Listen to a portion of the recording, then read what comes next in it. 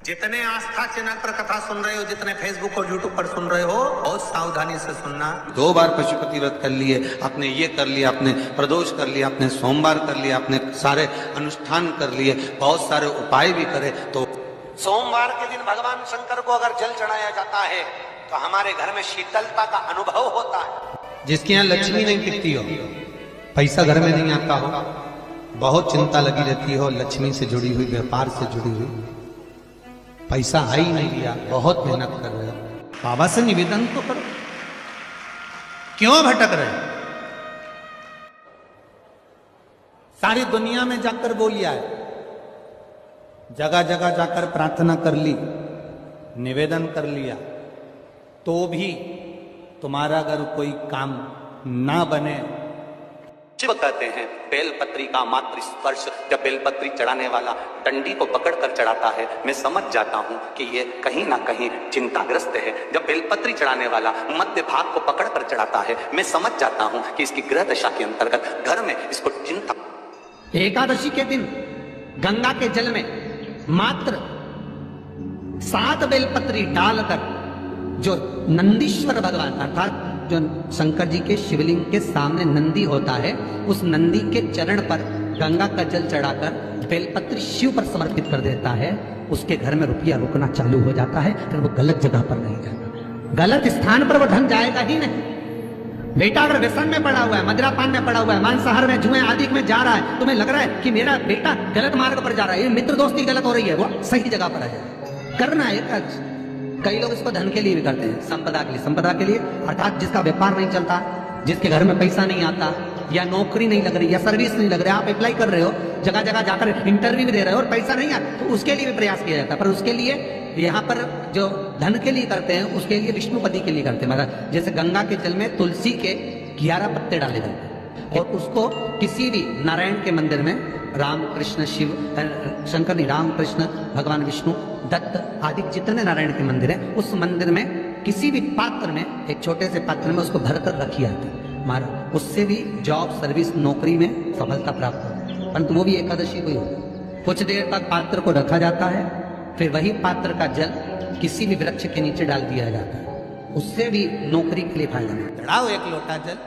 कभी कभी अगर ऐसा लगे जीवन में कि दुख बहुत ज़्यादा आ गया है, बहुत तकलीफ आ गई है, तो लाल चंदन को घिसकर उस लाल चंदन का लेपन भगवान शंकर पर कर कर फिर पानी चढ़ाओ। अगर कोई संकट भारी है और निकट रहा, जैसे किसी नारी का गर्भ नहीं ठहर रहा, 15 साल हो गए, 20 साल हो गए, 25 साल, जैसे इसने लिखा एक माता ने कि 18 साल की बेटी हो गई थी पर संतान में पुत्र नहीं, तो उसने भाव से कथा सुनी।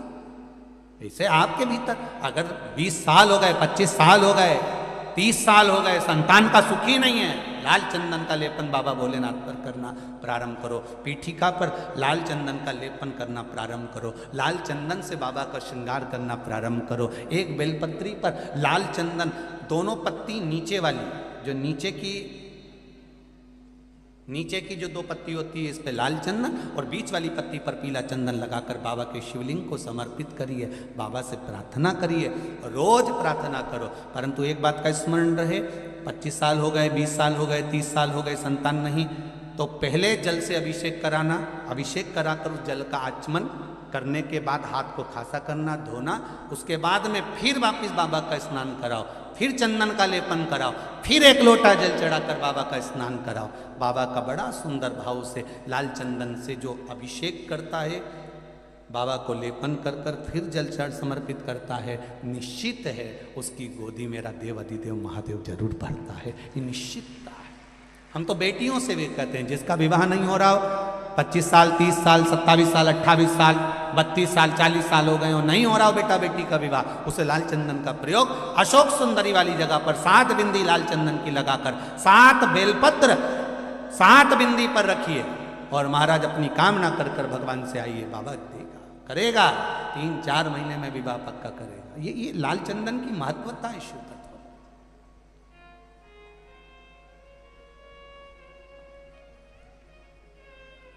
बहुत है। जब बेलपत्री 2 पत्तियों का स्पर्श कर कर चढ़ाता है, मैं समझ जाता हूँ संतान के रोग और बीमारी का तकलीफ है। जब बेलपत्री बीच की पत्ती को पकड़कर वो मुझे समर्पित करता है, मैं समझ जाता हूँ इसको वैभव और धन की कमी है। जब बेलपत्री थोड़ी सी भी गीली होती है, जब वो चढ़ाता है, मैं समझ जाता हूँ कि इसके तन में कोई रोग समाया हुआ है, बेलपत्री में कोई टूट पीछे रह जाता है और ये समर्पित करता है। मैं समझ जाता हूँ अदालत का कोई केस चल रहा होता है। बेलपत्री का मात्र एक स्पर्श तक बता देता है कि बेलपत्री चढ़ाने वाला किस भाव से बेलपत्री चढ़ा रहा है और चढ़ाकर महादेव ने उसको कैसे स्वीकार करा। ये तक हमारा स्कंद पुराण, लिंग पुराण और शिव पुराण बता देता है कि बेलपत्री चढ़ाने का तरीका क्या है।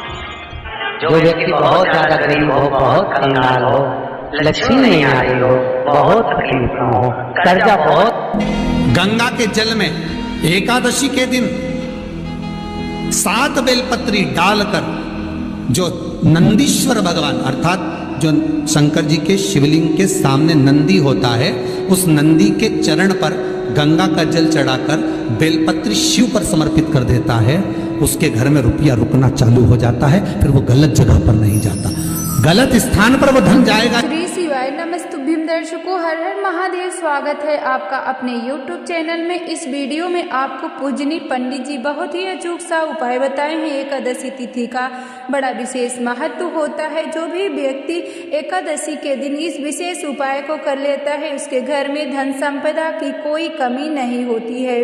दर्शकों, कल आपकी एकादशी है, उदय तिथि में एकादशी पड़ रही है। इसका बड़ा विशेष महत्व होता है। जो भी व्रत पूजन उदय तिथि में किया जाता है, तो ऐसे में यदि आप इस विशेष उपाय को करते हैं, आपकी कोई मनोकामना है पूरी नहीं हो रही, आपके घर में धन संपदा की कमी है, माता लक्ष्मी की कृपा नहीं बन पा रही है, आपका व्यापार नहीं चल रहा है, तो ऐसे में आप इस विशेष उपाय को जरूर करिएगा।